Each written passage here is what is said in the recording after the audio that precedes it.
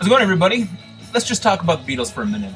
I've seen there's a few users that have been, talking about the Beatles, their discovery of the Beatles, like say Tony, Spellerine, Nathan Morales. So I thought maybe I'd just go ahead and show what I have for my Beatles records. Now I don't have a heck of a lot, being a big fan, but I have terabytes of Beatles bootlegs and all kinds of stuff on my hard drive and stuff. So, pretty much heard everything. So I don't really listen to the Beatles that often anymore, but what you hear playing in the background is the White Album. Let me start with the singles. Now, you may recognize these. These are those Record Store Day exclusives for, Rain and Paperback Writer. I bought two of them when they came out, so I'm going to keep these for a while. This isn't a Beatles record. This is John Lennon, Stand By Me on Apple. Beatles original American pressing, Hello Goodbye and I Am the Walrus. Come Together and Something on the Apple label. It's the original press. This is an 80s reissue, Beatles Yesterday and I Should Have Known Better. It's on the Parlophone label. This is probably a 70s pressing, a reissue of the Capitol Starline label. I'm not sure if it is, so if anybody knows if there was Starline in the 60s, let me know. This is Ticket to Ride, and the B-side is Yes It Is. Two of my favorite songs of, in the Help era Beatles. Then I got a bunch of these. I'm going to show you a few. Well, I'm going to show you all of them, but I'm not going to pull them all out. This is Day Tripper and Paperback Writer on pink vinyl. And right now, what's playing in the background is probably one of my favorite Beatles songs ever, Dear Prudence. Just an amazing song. And including this one, Nowhere Man. And What Goes On green vinyl.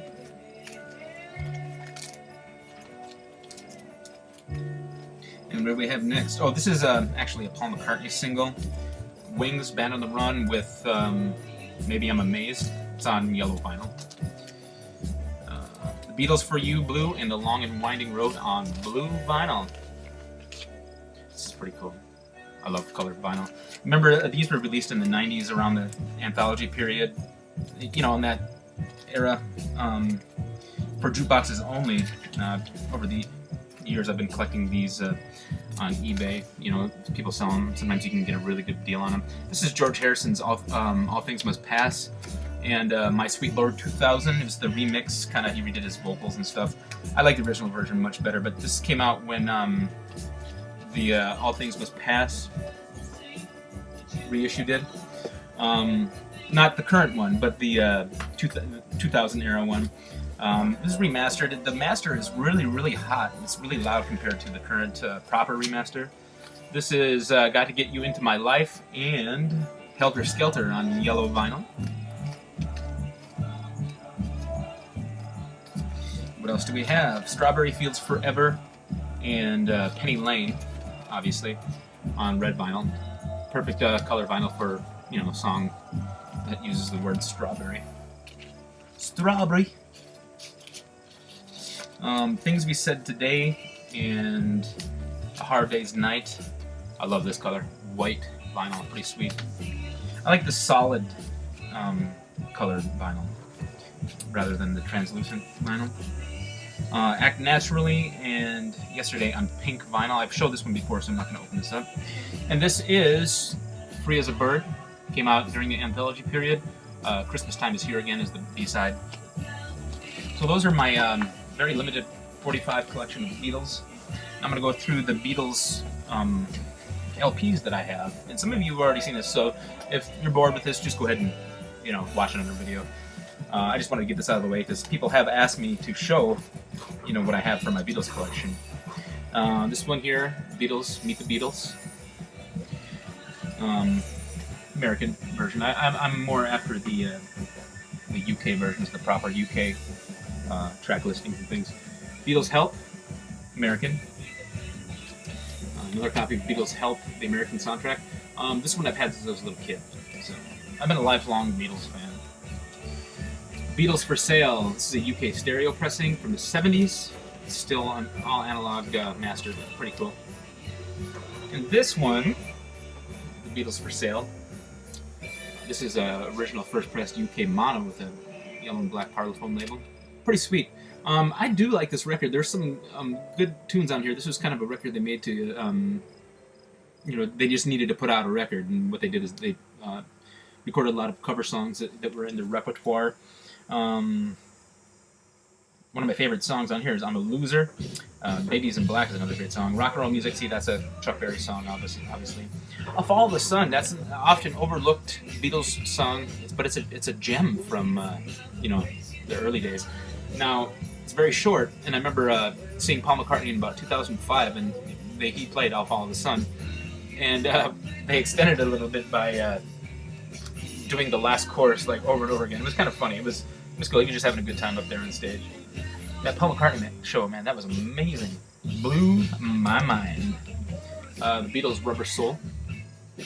One of my favorite Beatles records, and this is considered by many to be the final Beatles record, because it's they were still all collaborating with each other. They were making their songs. They're John and Paul and George and everybody. They were writing their songs on their own, but they all still worked together to make them sound like Beatles songs versus just coming up in the next few albums as sidemen. You know what I mean? Like studio musicians. But this is a great. It's a essential Beatles record to have in your collection, even if you're not a fan of the Beatles. This is a really solid record.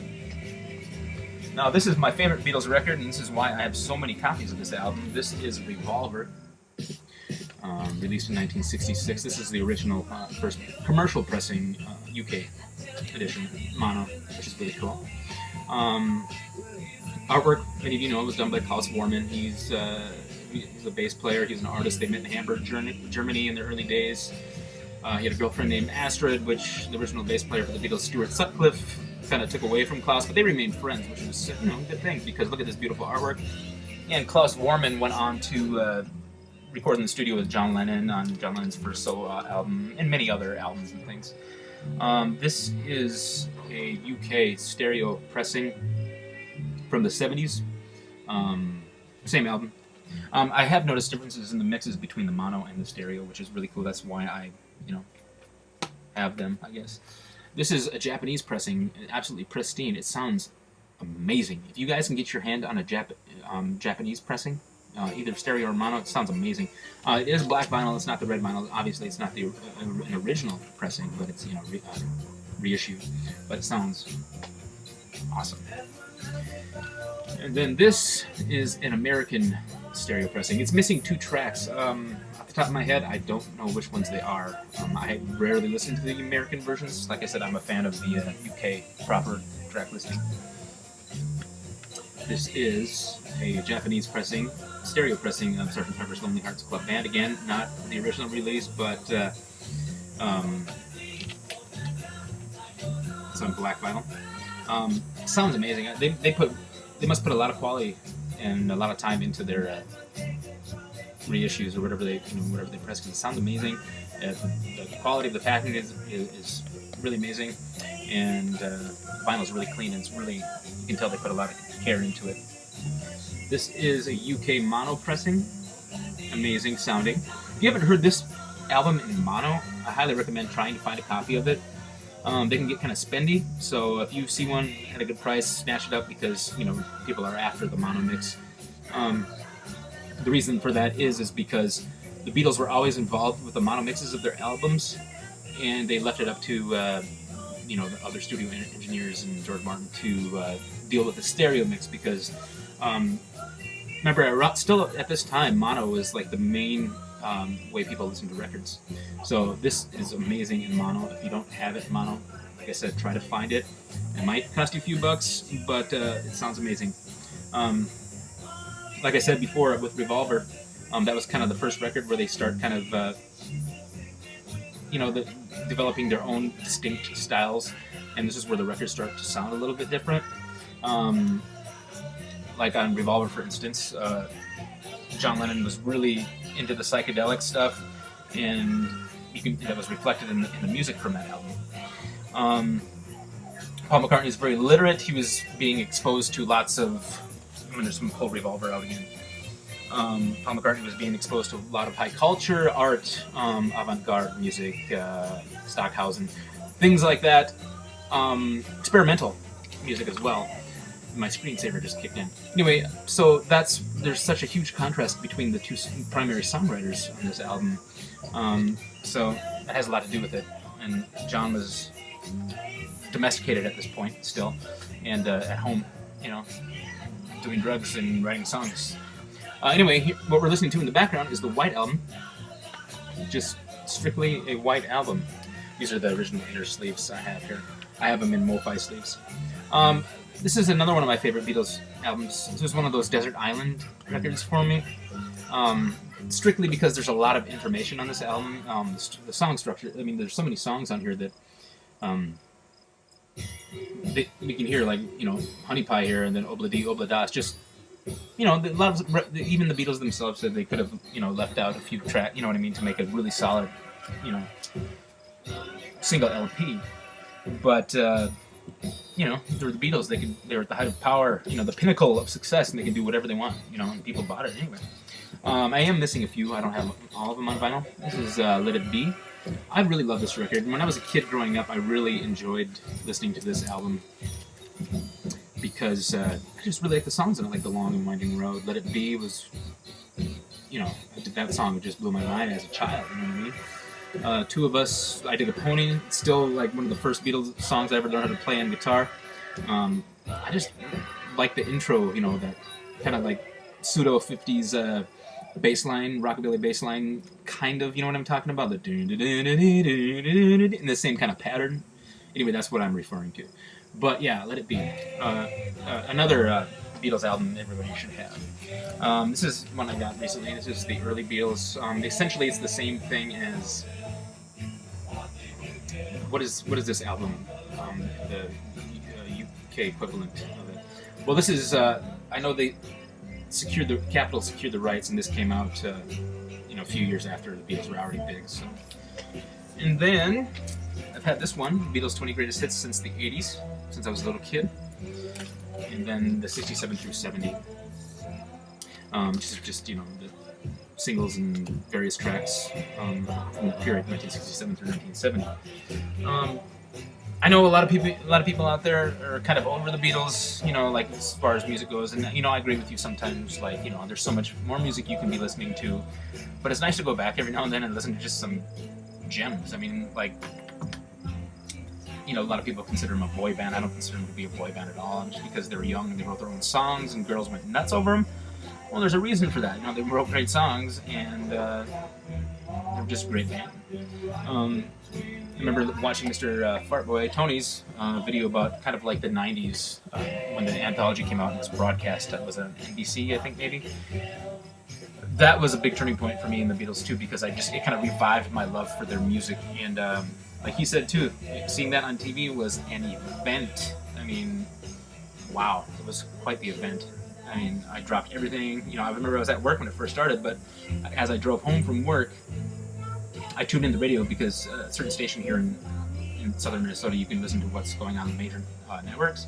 I don't know if that's still that way, but anyway, I listened to it on the way home. I slammed the car in park, ran inside the house, turned on the TV, and there was the anthology. It was just such a huge thing for me, because how often you don't see events like this happening with the Jonas Brothers, if we're talking about a boy band, or the 98 Degrees and stuff. No, this is like the one of the most important bands to ever exist, that influenced either directly or indirectly generations of musicians after that followed. Which is why the Beatles are so important, because they wrote rudimentary pop songs and they wrote some complex gems and stuff. You know what I mean? They had the world was their oyster, and they had a good producer with them to provide them the tools for whatever sound they were trying to get. And back in those days, like especially around Sgt. Pepper, getting some of those sounds, and that was I wish I could know what it was like to hear that record when it was released in 1967. You know what I mean? It must have been just light years ahead of